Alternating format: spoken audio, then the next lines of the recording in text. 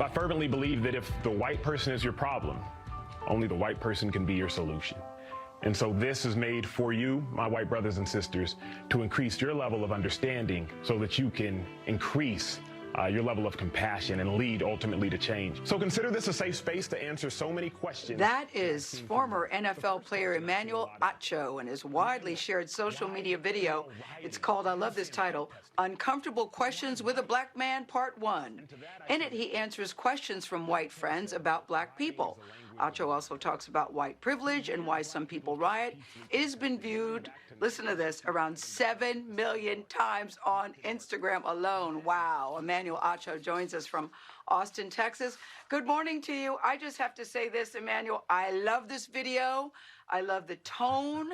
I love your energy. I love your candor. I don't know you, but I love everything about what you're doing. Starting with this, you just said, I'm a big fan.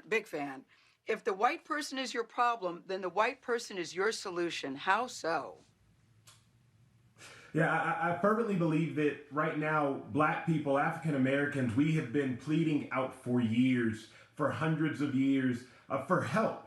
But ultimately, the white person, our white brothers and sisters, they are the ones who are in power. They are the ones who truly run this country, if we're being honest. And so I realize it's not necessarily about what I know, Gail. It's about what I can get my white brothers and sisters to know. And if they want to stand with us, which so many of them desperately want to do at this point in time, well, then let me help educate them, Gail. Let me help increase their level of knowledge so they can fully feel our level of pain so they can fully help. Well, I'm curious, Emmanuel, about how this came about, because I don't know about you, but I've had so many white friends and colleagues. Emmanuel, I even heard from someone in high school, and it's been a minute since I've been to high school, asking, what can I do to support? Yeah, you don't need to laugh at that.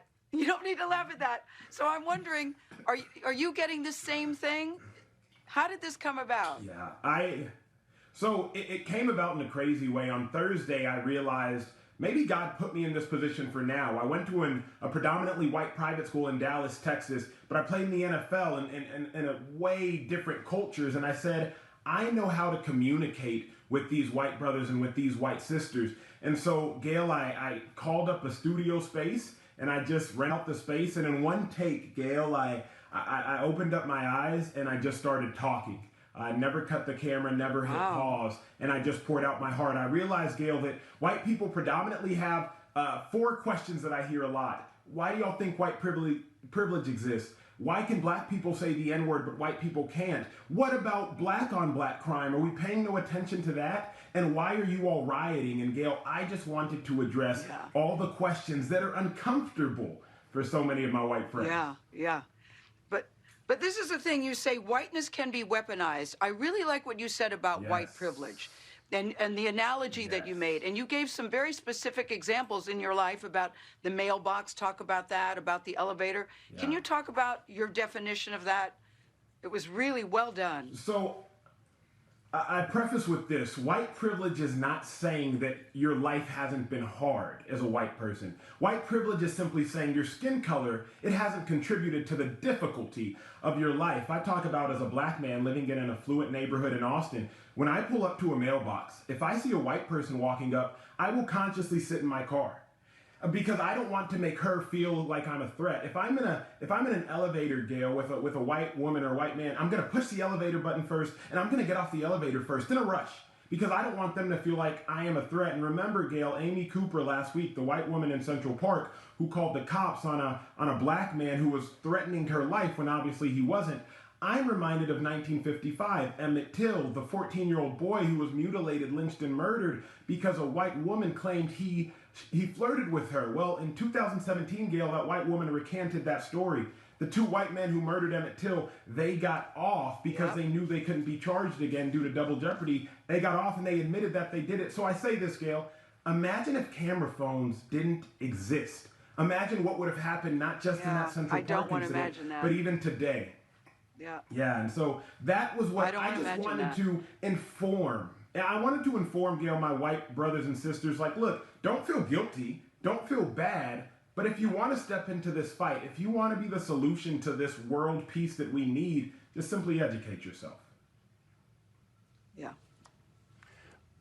Emmanuel, it's Anthony Mason. I wanted to jump in with a question. By the way, I'm stunned that this is still happening even with camera phones. You'd think that would help stop it, people knowing they're photographed. But I want to turn to a story about NFL superstar Drew Brees, who's being criticized by his teammates for comments that he wouldn't support any player taking a knee during the national anthem. First, I want to play Brees' comments and reaction by his teammate Malcolm Jenkins. Let's take a listen. I will never agree with anybody disrespecting the flag of the United States of America or our country. I think what you do by standing there and showing respect to the flag with your hand over your heart is it shows unity. It shows that we are all in this together, we can all do better, and that we are all part of the solution. Drew Brees, if you don't understand how hurtful,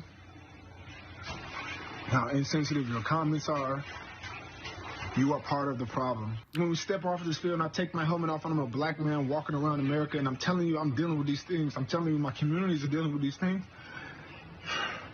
and your response to me is, don't talk about that here. This is not the place. Drew, where is the place, Drew?